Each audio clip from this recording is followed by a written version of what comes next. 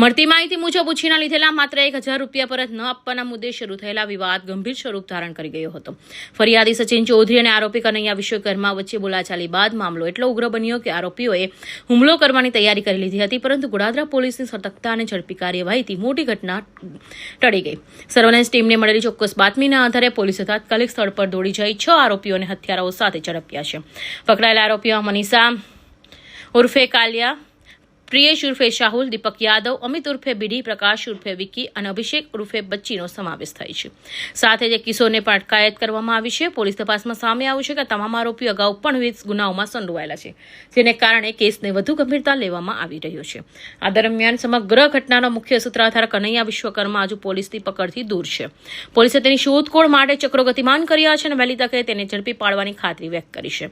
સુરત પોલીસની આ કામગીરીની એક સંભવિત ગંભીર ગુનો અટકાવી શહેરમાં સુરક્ષાની લાગણી મજબૂત કરી છે. Bureau report, Hind TV news, Surat.